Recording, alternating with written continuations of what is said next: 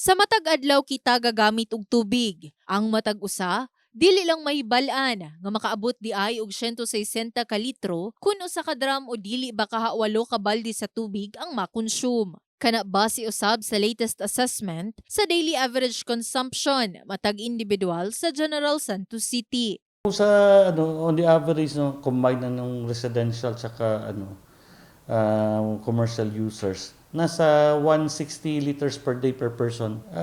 Kung titingnan mo, parang medyo excessive yun as an individual user. Apan ang residente sa Jansan nga si Eduardo Orion, ginasiguro nga matag maligo usa ka balde sa tubig lang ang ginagamit aron makatipid.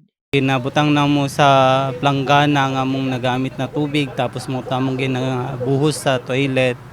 Tapos ginadilig pud namo sa diri sa gawas para di kay siya init. Tapos nagagamit mig balde para maligo, dili mi nagagamit og shower. Nang hinubra matud pa ang maong water consumption sigon sa gikaingong buhatan. Rason usab nganing World Water Day.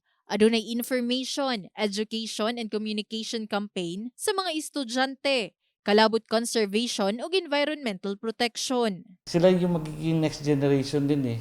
So it's best na alam din nila.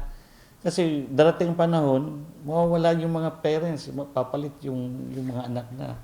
So I think it's magandang target population yung kabataan. Panawagan na lang sa Jansan Water District.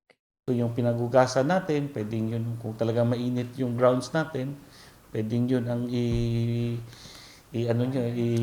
ibanlaw nyo sa lupa or ihugas nyo sa mga driveway ninyo yung mga nagamit na tubig just to save water. In the heart of changing lives. Kini si Brigada Liza Labajo sa Brigada News Jansan. Brigada News.